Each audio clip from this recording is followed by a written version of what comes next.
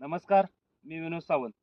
तर मित्रांनो, आज आपण रेड डायमंड पहिल्या पिकाची पहिली फळ छटणी कशी करावी ते आज आपण बघणार आहोत. मित्रांनो, झाड आपण बघू शकतोय की झाडाची उंची 5 फूट 5.5 फूट काय 4 फुटाच्या लेवलला अशी झाडाची वाढ झालेली आहे. तर मित्रांनो, काडी सुद्धा चांगल्या पद्धतीत तयार झालेली आहे. तर मित्रांनो, आता आपण फळ छटणी नेमकी पहिली कशी करावी ते आता आपण बघणार आहोत. अशी नॉर्मल छटणी घ्यायची आहे. काडीचा अंतर 1.5-2 फूट ठेवायचे आहे, कारण झाड सुद्धा लहान झालं नाही पाहिजे.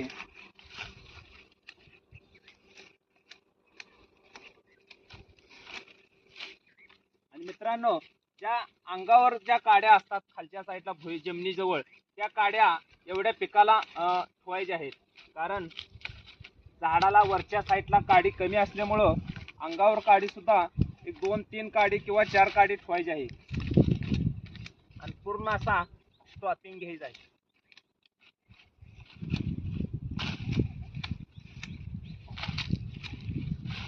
मित्रांनो, बघू शकता की झाडाची फळ छटणी आपण पूर्ण केलेली आहे. आता कॅमेराच्या द्वारे आपण छटणी कशा पद्धतीने केलेली आहे बघायची आहे. तर मित्रांनो, अशी काडीचा अंतर गॅप ठेवून प्रत्येक काडी असा स्टॉप मारून झाडाची फळ छटणी घ्यायची आहे.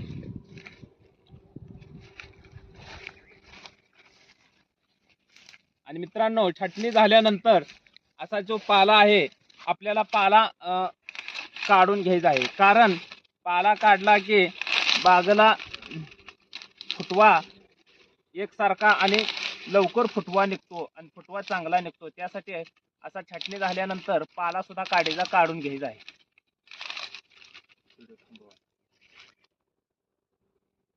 तर मित्रांनो, मग आपण छटणी केल्याचा व्हिडिओ बघितला होता. छटणी केल्यानंतर पाला काढल्यावर झाड कसं दिसत आहे, काड्याचा अंतर गॅप आपण बघू शकता.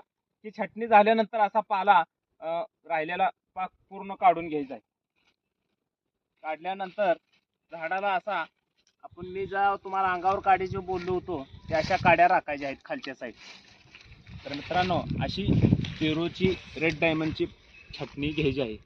तर मित्रांनो, छटणीसाठी दिलेल्या नंबरवरती कॉल करावा. मी विनोद सावंत. धन्यवाद.